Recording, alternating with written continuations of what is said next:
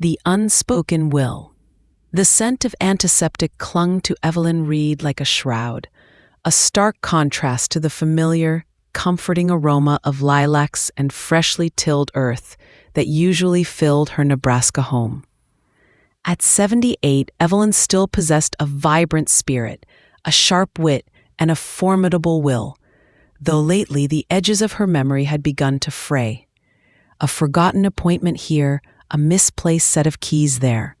Nothing catastrophic, but enough to fuel her son Daniel's persuasive arguments. "Mom, it's for your own good," Daniel had insisted, his voice a smooth, practiced balm. "San Diego has the best facilities, Serenity Shores.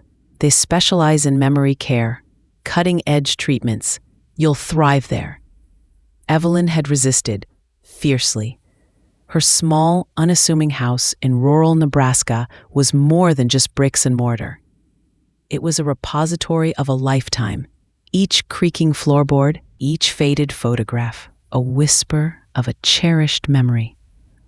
Her late husband George had built it with his own hands. Their children had grown up within its walls. It was her sanctuary. But Daniel was relentless, a man of modern ambition, his tailored suits and expensive watch a testament to his success in the tech industry. He painted a picture of a sun-drenched paradise, a vibrant community of her peers, a place where she could finally relax and be cared for, free from the worries of a crumbling roof or a perpetually overflowing gutter. He spoke of peace, of dignity, of a life free from burdens. And he spoke of her memory, delicately, emphasizing the need for proactive measures before things got too challenging. She loved Daniel. He was her only son, her pride and joy. She had sacrificed much for him, working 2 jobs after George passed to ensure he had the opportunities she never did. His concern, she told herself, was born of love. So, with a heavy heart and a suitcase packed with only the essentials, Evelyn left her Nebraska home, the lilacs still in bloom, their fragrance a bittersweet farewell. Serenity Shores was indeed luxurious. Perched on a cliff overlooking the Pacific Ocean, its architecture was sleek, modern, all glass and polished chrome. The staff, in their pristine white uniforms, moved with an almost ethereal grace, their smiles perfectly calibrated. Her room was spacious. With a panoramic view of the churning waves, it felt less like a medical facility and more like a high-end resort. Initially, Evelyn was grateful.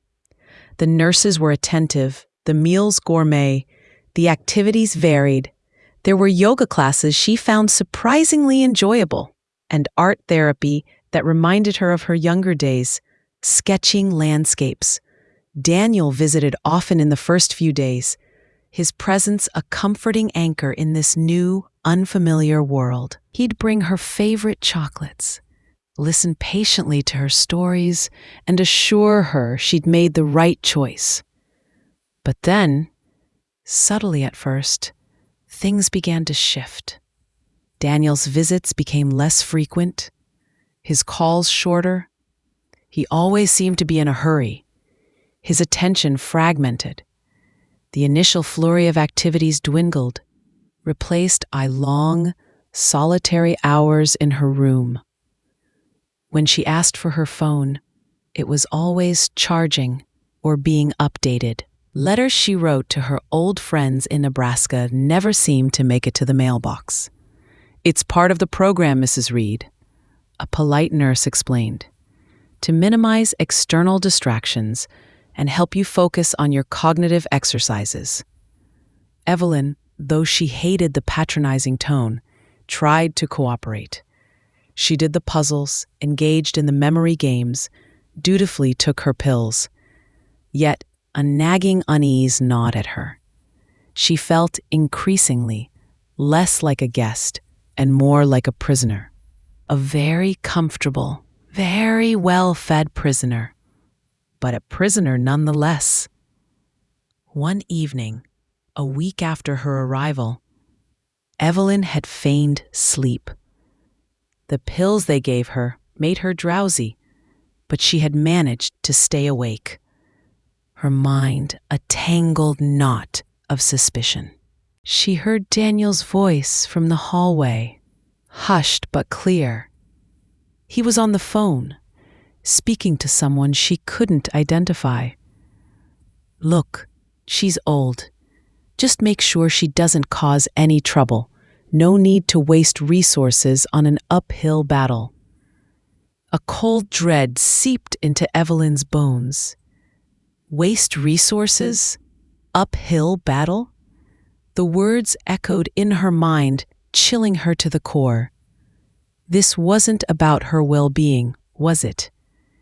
This wasn't about her memory. This was about something else entirely. The next day, Daniel visited, his usual practiced smile in place.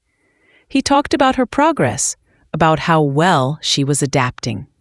Evelyn feigned a slight confusion, a gentle forgetfulness, a tactic she'd used in her youth to evade her stricter teachers. "Oh, Daniel, dear," she said, her voice a little wavery. "I had the strangest dream last night. You were talking to someone, and it sounded unpleasant." Daniel's smile faltered, a flicker of something unreadable in his eyes. "Just business, Mom. Nothing for you to worry about. You need your rest." He patted her hand, a gesture that now felt less comforting and more dismissive. Evelyn knew then. Her son, her beloved Daniel, had brought her here for reasons far darker than she could have imagined. She was trapped. She began to observe. She pretended to be more forgetful than she was, letting snippets of conversations drift past her, listening intently.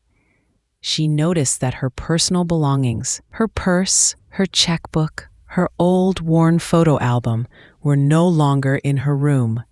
When she asked, she was told they were being kept for safekeeping in the administrative office.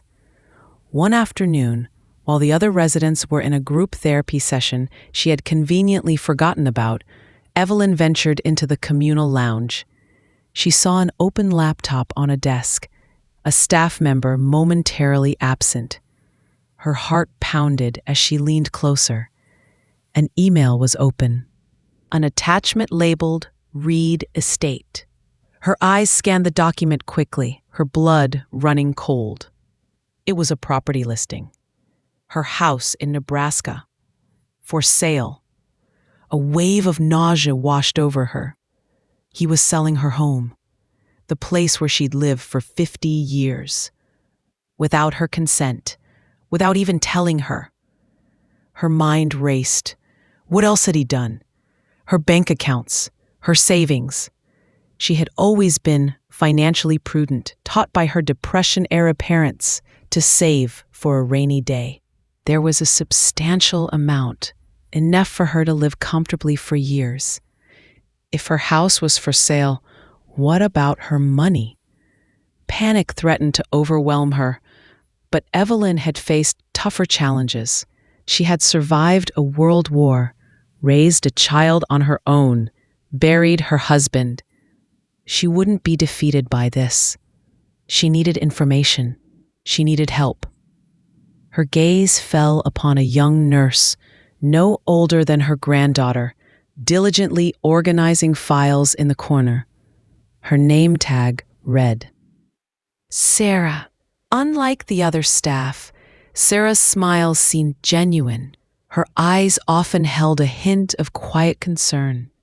Evelyn had observed her interacting with the other residents, a gentle touch, a patient ear. Maybe, just maybe, Sarah was different. Evelyn decided to test the waters. "Sarah, dear," she called out, her voice shaky, "could you help an old woman? I seem to have misplaced my spectacles, and my little blue book, the one with all my important numbers." Sarah approached, her brow furrowed with concern. "Certainly, Mrs. Reed. Let me check the lost and found. What kind of blue book was it?" "Oh, just a small leather-bound one, with my notes and my dear George's old letters." Evelyn watched Sarah's reaction. The young woman's eyes softened. Over the next few days, Evelyn subtly cultivated a relationship with Sarah. She'd share stories of her life in Nebraska, of George, of Daniel as a boy.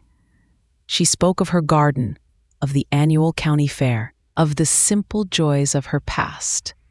Sarah listened, truly listened, a rare commodity in Serenity Shores, where conversations often felt scripted. One afternoon, Evelyn recounted a story about her childhood, growing up on a farm during the Dust Bowl. She spoke of hardship, but also of resilience, of the strength of community. Sarah, leaning against the doorframe, seemed captivated. "Mrs. Reed," Sarah said, her voice quiet, "you're a strong woman. You've seen a lot." Evelyn met her gaze, a silent plea in her eyes. "Some things, Sarah, are harder to see than others, especially when they come from where you least expect them." Sarah's expression shifted, a flicker of understanding. I've noticed some things too, Mrs. Reed. Things that don't quite add up." Her voice was barely a whisper. "Dr. Chen, she's very focused on paperwork and on keeping everyone calm. Sometimes too calm." Evelyn felt a surge of hope. She wasn't alone.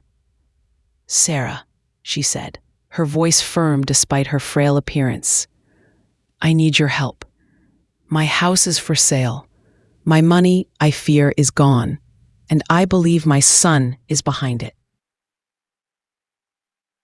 He brought me here under false pretenses. He's trying to make me disappear." Sarah's eyes widened, a mixture of shock and dawning realization. "But that's impossible.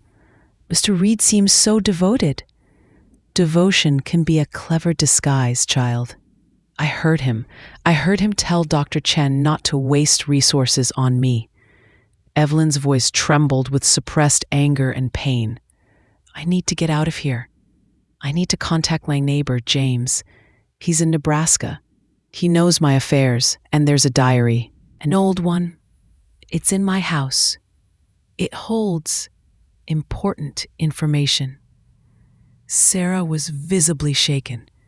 She was young, still idealistic, and the idea of such betrayal sickened her. "What can I do, Mrs. Reed?"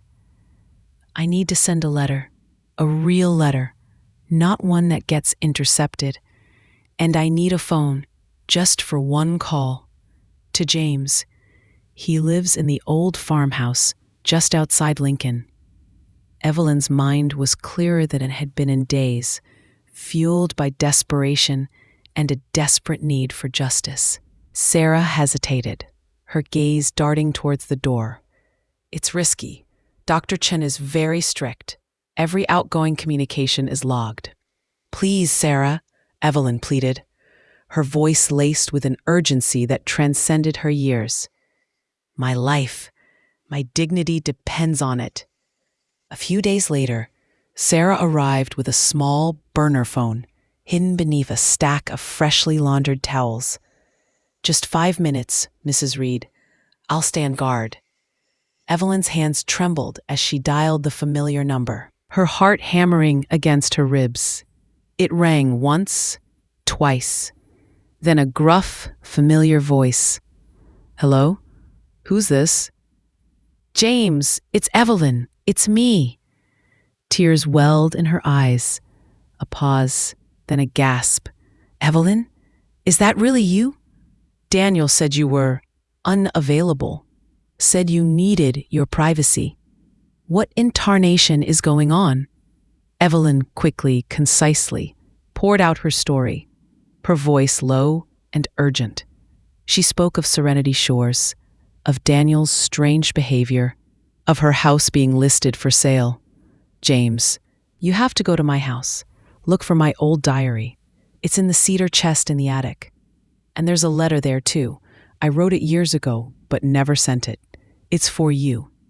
Please, James, it's all in the diary. Everything. Diary? Letter? James's voice was laced with confusion, but also deep concern. Evelyn, honey, I'll be there in a flash. Don't you worry.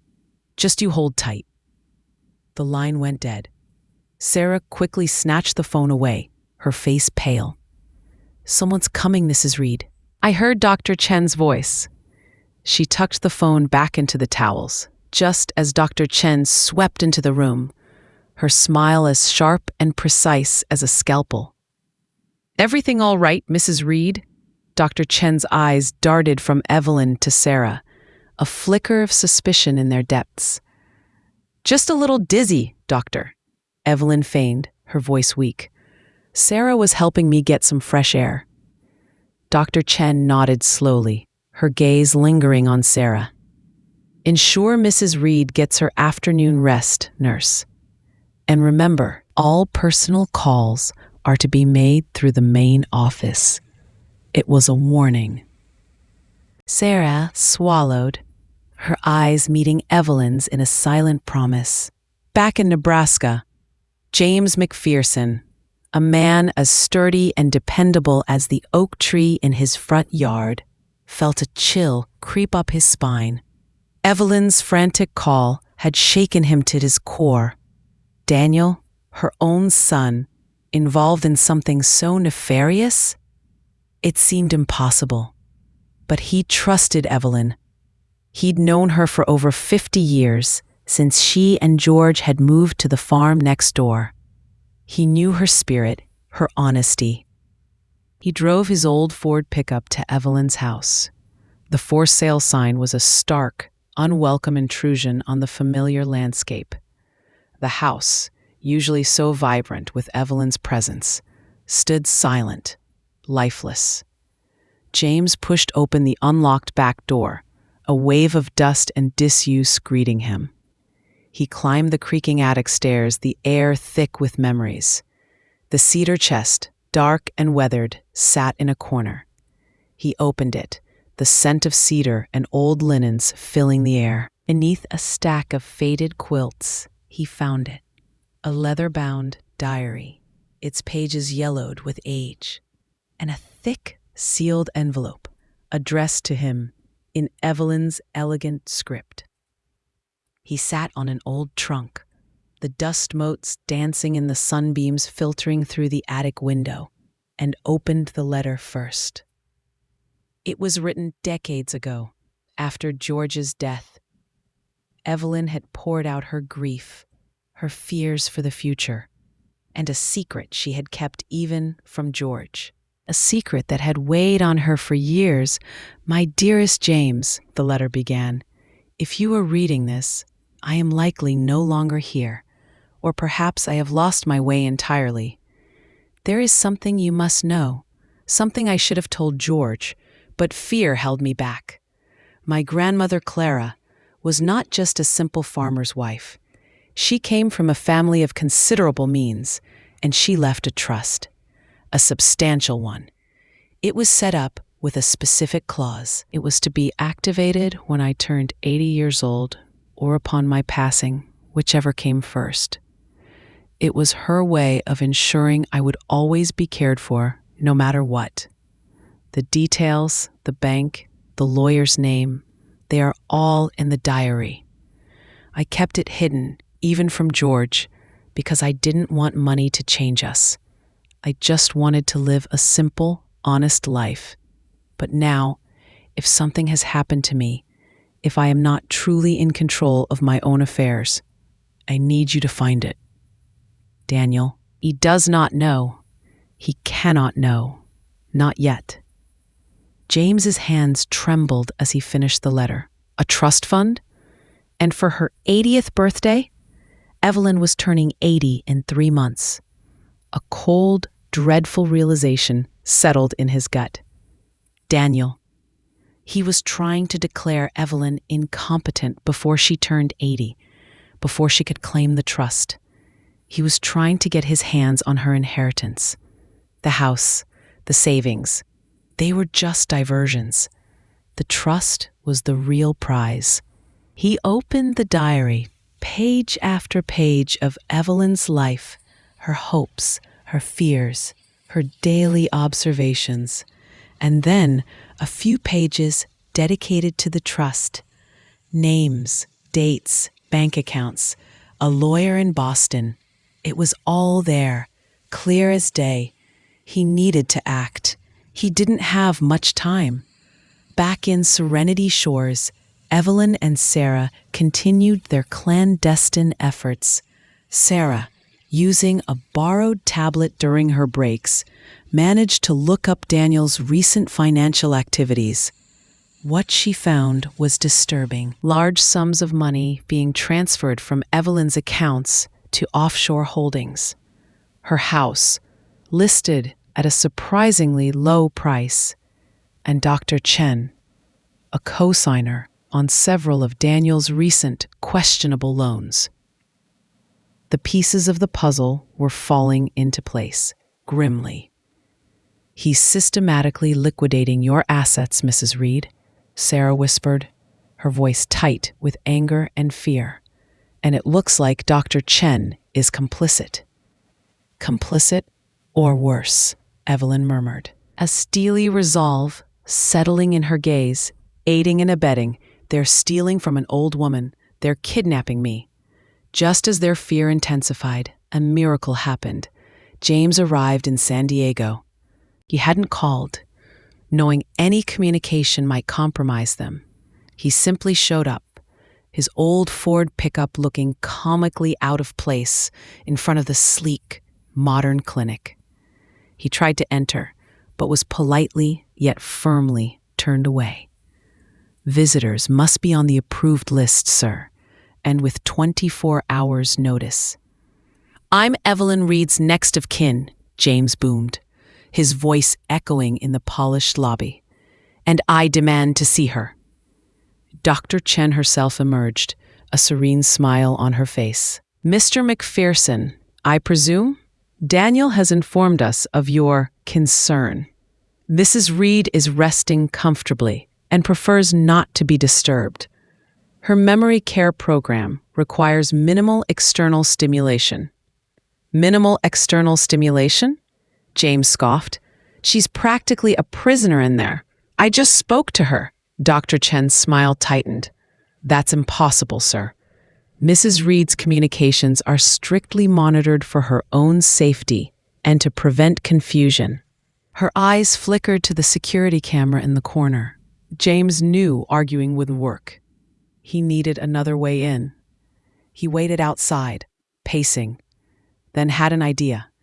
He pulled out his phone and called the local police, explaining, calmly, about an elderly woman being held against her will, about suspicious financial activities involving her son and a private clinic.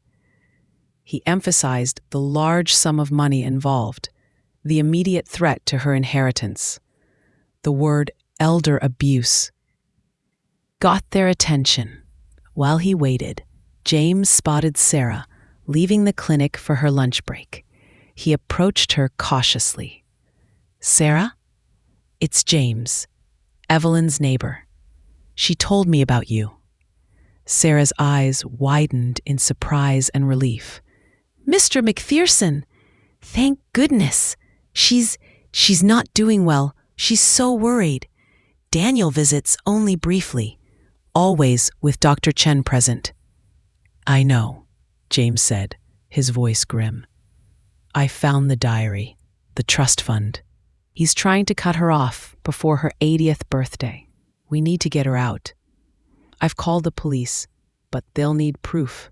Sarah nodded, her young face set with determination. "I've been gathering it. I have copies of the financial transfers, Dr. Chen's communication logs, even recordings of Dr. Chen's calls, where she discusses Mrs. Reed's undue influence on Daniel's business decisions. It's all here, on a flash drive." She pulled a tiny USB drive from her pocket. "I was going to send it to the authorities anonymously, but now Now you're here. Good work, child, James said, a rare smile gracing his lips. You're a brave young woman. They formulated a plan. Sarah would distract the guard at the back entrance during the evening shift change, a time when security was typically lax. James would then slip in, armed with the flash drive and a copy of the diary entries. They would find Evelyn, and together, with the new evidence, they would confront Daniel and Dr. Chen. That evening, the air was thick with tension. Evelyn, alerted by a subtle signal from Sarah, a specific cough, a quick glance at her watch, pretended to have a sudden, severe bout of disorientation. She called out, feigning distress, drawing the attention of the on-duty nurse. Meanwhile, Sarah executed her part of the plan flawlessly. She engaged the back entrance guard in a lengthy discussion about a faulty security camera, her voice purposefully loud and distracting. James, a man of surprising agility for his age, slipped through the momentarily unattended door, his heart pounding. He navigated the corridors, guided by Sarah's whispered directions. He found Evelyn's room, the door slightly ajar. He pushed it open gently. Evelyn was sitting on the edge of her bed, her eyes wide with fear and anticipation. James, she whispered, a sob catching in her throat. Evelyn, you're safe now. James embraced her, the scented antiseptic momentarily forgotten, replaced by the comforting smell of his old friend. Just then, the door burst open. Daniel stood there, his face contorted in a mask of fury. Behind him, Dr. Chen, her usual composure replaced by a cold, calculating anger. What in the blazes is going on here? Daniel roared, his eyes darting from James to Evelyn. How did you get in, old man? And Mom, what is this charade? It's no charade, Daniel, Evelyn said, her voice clear and strong, all pretense of confusion gone. It's the truth, and the truth is, you brought me here to steal my inheritance, to declare me incompetent before my 80th birthday, so you could get your hands on my grandmother's trust fund. Daniel blanched, his face losing its color. What are you talking about? There's no trust fund. You're confused, Mom. Your memory. My memory is just fine, Daniel. Good enough to remember every detail in this. James held up the diary, its worn leather cover a stark accusation, and good enough to remember the lawyer's name, the bank, and the exact date the trust activates. 3 months from now, Daniel. Your plan was almost perfect, wasn't it? Dr. Chen stepped forward, her voice regaining its icy control. This is a private facility. I'm calling security. You are trespassing, sir, and inciting a distressed patient. Distressed patient? Sarah, who had slipped in behind Daniel and Dr. Chen, now stepped forward, holding up the flash drive. This distressed patient has been systematically defrauded by her son and held against her will by you, Dr. Chen, and I have the proof. She plugged the flash drive into a wall-mounted tablet, displaying the damning evidence. Financial transfers, communication logs, recordings. The truth, stark and undeniable, filled the screen. Just as Dr. Chen lunged for the tablet, the sounds of sirens wailed outside. The police, alerted by James, had arrived. 2 uniformed officers, their faces grim, entered the room, their gaze sweeping over the scene. We have a report of elder abuse and unlawful confinement, one officer stated, his voice authoritative. Mr. Daniel Reed, Dr. Alice Chen, you're both under arrest. Daniel's face crumpled, the carefully constructed facade crumbling into fear and disbelief. Arrest? What are you talking about? This is my mother. She's unwell. The evidence suggests otherwise, Mr. Reed, the officer replied, his eyes narrowing. And we have statements from Miss Sarah Williams, a registered nurse, detailing your involvement. Daniel was led away, his expensive suit now seeming absurdly out of place. Dr. Chen, her face a mask of furious indignation, followed, her professional life shattered in an instant. Evelyn watched them go, a profound sadness settling over her. Her son, the boy she had loved and sacrificed for. How had it come to this? How had ambition twisted him so completely? In the quiet aftermath, Evelyn, James, and Sarah sat together. Evelyn felt weak but strangely exhilarated. "Thank you, Sarah," she said, taking the young woman's hand. "You saved me." "You saved yourself, Mrs. Reed," Sarah replied, a genuine smile on her face. "You're one of the strongest people I've ever met." The legal process was long and arduous. Daniel faced charges of fraud, elder abuse, and attempted unlawful confinement. Dr. Chen lost her medical license, and Serenity Shores came under intense scrutiny. Its deceptive practices exposed. Evelyn, with James's unwavering support and the help of a sharp lawyer, regained control of her finances. The trust fund, now activated, provided her with more than enough security for the rest of her days. She chose not to press for the harshest possible sentence for Daniel. The pain of his betrayal was punishment enough. She visited him once in jail, her heart heavy. He was remorseful, a shadow of his former arrogant self. She forgave him. Not for his sake, but for her own, to release herself from the bitterness. But she knew their relationship, once so cherished, could never truly heal. The trust was broken beyond repair. Evelyn decided to return to Nebraska. Her house, still smelling faintly of lilacs, felt like a sanctuary once more. She had it thoroughly cleaned and refurbished, but kept its character, its history. James was her steady companion, her friend, her anchor. Sarah, inspired by Evelyn's resilience and her own desire to make a real difference, pursued her nursing career with renewed passion. With Evelyn's quiet support, she secured a scholarship to a prestigious university, a future full of promise unfolding before her. Evelyn spent her days gardening, reading, and enjoying the simple rhythm of life in the countryside. The fear, the betrayal, the pain of Serenity Shores slowly receded, replaced by a profound sense of peace. She had lost a son, in a way, but she had found her strength, her independence, and the enduring power of true friendship. Her story became a quiet testament to the unseen battles fought within the walls of luxury, a reminder that even in the twilight years, one spirit can blaze brighter than ever before, illuminating the darkness and finding the way home.